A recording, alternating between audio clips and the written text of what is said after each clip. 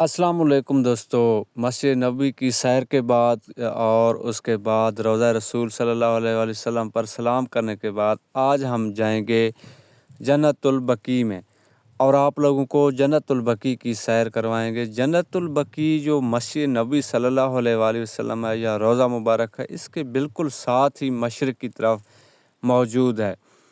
پہلے تو یہ کھلا ہوتا تھا، بالکل اوپن ہوتا تھا، لیکن ابھی جو ہے نا اس کے ساتھ چار دیواری بنا دی گئی، یعنی چاروں طرف سے چار دیواری بنا دی گئی ہے اور ایک لمیٹڈ کر دیا گیا ہے، یعنی محدود کر دیا گیا ہے۔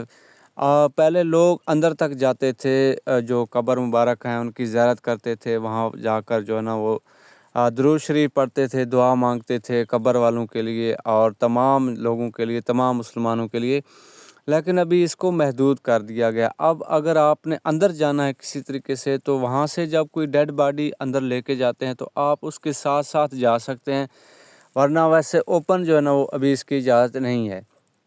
جنت البقیع کو جو ہے نا وہ تقریباً ہر نماز کے بعد کچھ ٹائم کے لیے کھولا جاتا ہے اور اس کے بعد جو ہے نا سپاہی آپ کے ساتھ ہوتے ہیں، آپ کو اندر لے کر جاتے ہیں اور باہر سے ہی وزٹ کرا کے، یعنی کہ آپ کو دکھا کر اور واپس لے کر آ جاتے ہیں، اندر جانے نہیں دیتے ہیں۔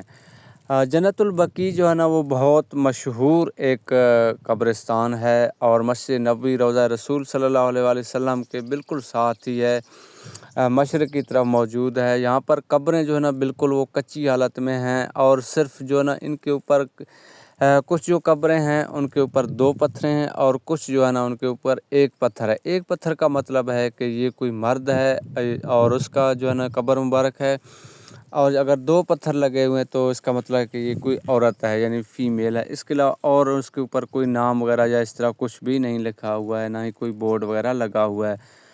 تو یہ ہے جنت البقیع اور مدینہ منورہ میں آپ اس کے براہ راست مناظر دیکھ رہے ہیں۔ ماشاءاللہ بہت خوبصورت جگہ ہے اور یہاں پہ ہر کسی کو جو ہے نا وہ نصیب نہیں ہوتا ہے۔ کچھ بندے ایسے ہوتے ہیں جو نصیب والے ہوتے ہیں، مقدروں والے ہوتے ہیں، ان کو یہ جگہیں نصیب ہوتی ہیں۔ یہاں پر بہت سارے جو ہے نا صحابہ اکرام رضی اللہ تعالیٰ عنہ کی قبر مبارکیں ہیں، قبر مبارک موجود ہیں۔ اس کے علاوہ شہداء احد کی بھی 5-6 قبر مبارک ہیں۔ اس کے بعد آپ صلی اللہ علیہ وآلہ وسلم کی ازواج مطہرات، بیٹے اور بیٹیاں، ان کے قبر مبارک یہاں پر موجود ہیں اور یہ بالکل تھوڑا سا علاقہ ہے، اتنا بڑا ایریا نہیں ہے، اور کہا یہ جاتا ہے کہ اس کے اوپر جو ہے نا جب یہ قبریں فل ہو جاتی ہیں نا پورا علاقہ، پھر اس کے اوپر مزید جو ہے نا وہ پورشن بنا کے اس کے اوپر مٹی ڈال کے اور پھر اس کے اوپر مزید قبریں بناتے ہیں۔ امید کرتا ہوں آج کی ویڈیو آپ کو پسند آئی ہوگی، آپ نے جنت البقیع کی زیارت کر لی ہے۔ آپ سے ملتے ہیں ایک اور ویڈیو میں۔ اللہ حافظ۔